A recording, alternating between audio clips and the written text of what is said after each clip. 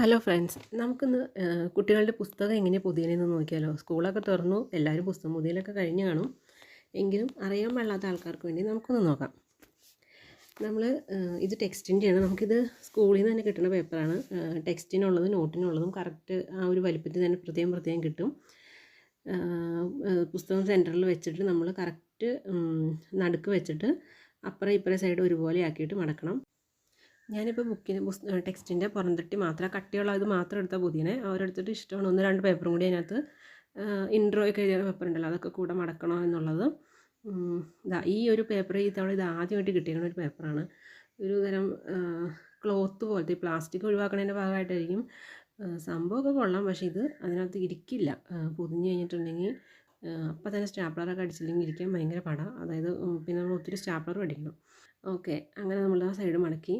ഇനി 2 സൈഡും അതുപോലെ മടക്കി കഴിഞ്ഞ് കഴിയുമ്പോൾ നമുക്കിവിടെ ഈ സൈഡ് കണ്ടോ, ഞാൻ കൈ പിടിച്ചേക്കണം, ആ സൈഡ് കട്ട് ചെയ്യണം. കട്ട് ചെയ്തിട്ട് ഇതിങ്ങനെ ഒരു കോണ് പോലെ കട്ട് ചെയ്യണം. 2 സൈഡും കട്ട് ചെയ്യണം.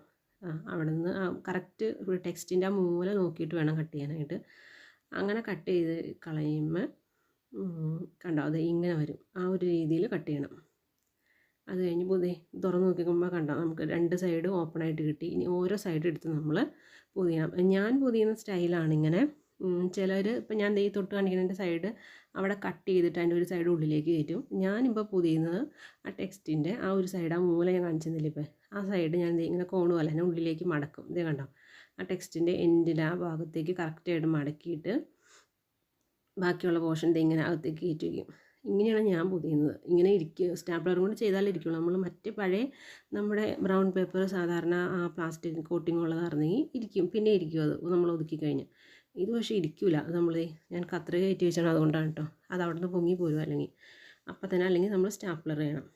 അത് അതിൻ്റെ ഇപ്പുറ സൈഡ് അതുപോലെ തന്നെ ആ ടെക്സ്റ്റിൻ്റെ ആ സൈഡിൻ്റെ കോണ് വെച്ച് ആ മൂല വെച്ച് ഇപ്പുറത്തേക്ക് മടക്കും. കണ്ടോ, അങ്ങനെ മടക്കിയിട്ട് എല്ലാവർക്കും ക്ലിയർ ആവുന്നുണ്ടെന്ന് എനിക്ക് തോന്നുന്നത്. ഇങ്ങനെ വെച്ചിട്ട് അതിന് ബാക്കി കറക്റ്റായിട്ട് അതിൻ്റെ ഉള്ളിലേക്ക് കയറ്റണം. ഉള്ളിലേക്ക് മടക്കി ഒന്ന് നന്നായിട്ട് പ്രസ് ചെയ്ത് കൊടുക്കുന്നുണ്ട്, പക്ഷേ അതങ്ങ് ഇരിക്കില്ല. അതങ്ങനത്തെ ഒരു പേപ്പറാണ്. ഈ പേപ്പറിൻ്റെ കുഴപ്പമാണ് കേട്ടോ. അത് നമ്മുടെ സാധാരണ പ്ലാസ്റ്റിക് കോട്ടിംഗ് ഉള്ള പേപ്പർ ഇരിക്കും. ആ സൈഡ് കഴിഞ്ഞു കേട്ടോ. അത് കഴിഞ്ഞ് ഇനി ബാക്കിത്തെ സൈഡ് കണ്ടോ, നല്ല നീറ്റായിട്ടിരിക്കുന്നത്. ഇനി അപ്പുറത്തെ ഭാഗം ഇതുപോലെ തന്നെ ആ ഒരു ടെക്സ്റ്റിൻ്റെ കോൺ വെച്ചിട്ട് എൻഡ് വെച്ചിട്ട് അങ്ങോട്ട് കറക്റ്റ് ആ ഭാഗത്തേക്ക് അങ്ങോട്ട് മടക്കണം. ഇപ്പുറത്തേക്ക് കറക്റ്റ് ആ ടെക്സ്റ്റിൻ്റെ മൂല കണ്ട് നമ്മൾ മടക്കിയില്ലെങ്കിൽ അപ്പോൾ പിന്നെ അതിനൊരു ഭംഗി കിട്ടില്ല, കൂടുതലും കുറവൊക്കെ ആയിപ്പോയി. ഇനി നമുക്ക് സ്റ്റാപ്ലർ അടിക്കാം.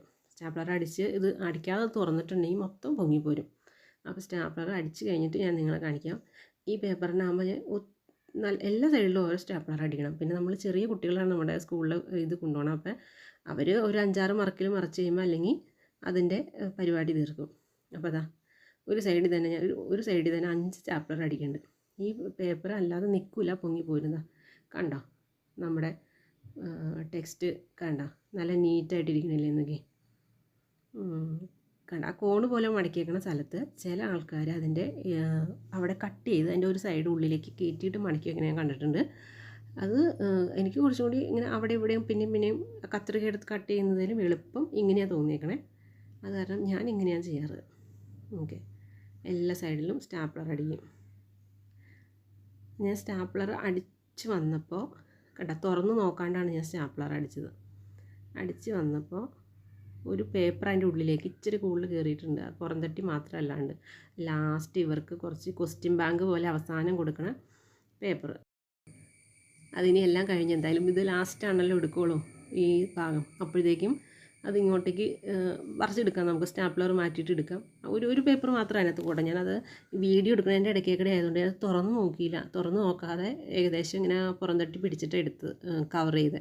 അപ്പോൾ നമ്മുടെ പുസ്തകം പൊതിയൽ കഴിഞ്ഞു. വീഡിയോ ഇഷ്ടപ്പെട്ടാൽ ചാനലൊന്ന് സബ്സ്ക്രൈബ് ചെയ്ത് ലൈക്ക് ചെയ്തേക്കണേ.